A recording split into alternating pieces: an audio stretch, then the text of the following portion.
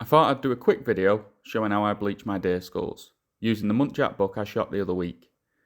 I'm not saying this is the best way to do it, but it's a method that works for me. If anyone has any tips, feel free to leave a comment. I start by cutting up the nose using a sharp, flexible boning knife. I find the flex in the knife helps in getting the awkward areas, and the flex also follows the contours of the skull.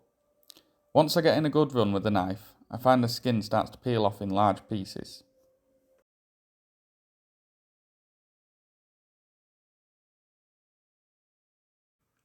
Once I've taken the skin off, I remove the bottom jaw. Some people keep them, but I've run out of room to store them, so I just bin them.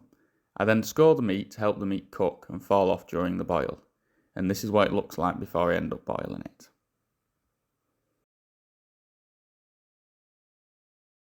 I bring the pan up to boil, then put the skull into the pan, making sure to keep the antlers out of the water. I also add a dishwasher tablet to help in cleaning the skull. I leave the skull and boil for about 20 to 30 minutes. This is how it looks after about 30 minutes. The skin should just be about falling off.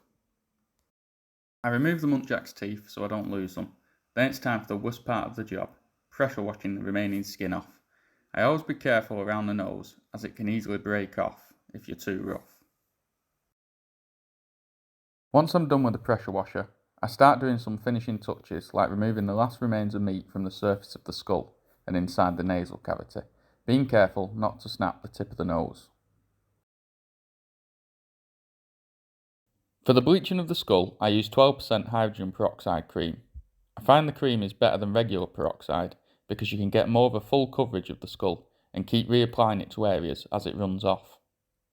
I rub it into the skull, being careful not to get any on the antlers, and any cream that does get on the antlers, I give it a quick wipe. After I have full coverage of the skull, I then leave it for 24 hours, and over that time, just check on it and reapply the bleach where is needed as it runs off. After 24 hours, I rinse the skull off with a hose pipe and then leave it to dry naturally. Once the skull is dry, I then mount the skull to a shield.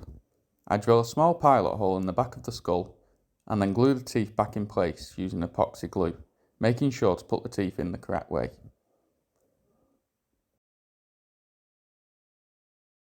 Once the glue is set, I then put a screw through the back of the shield and into the hole on the back of the skull, being careful not to over tighten.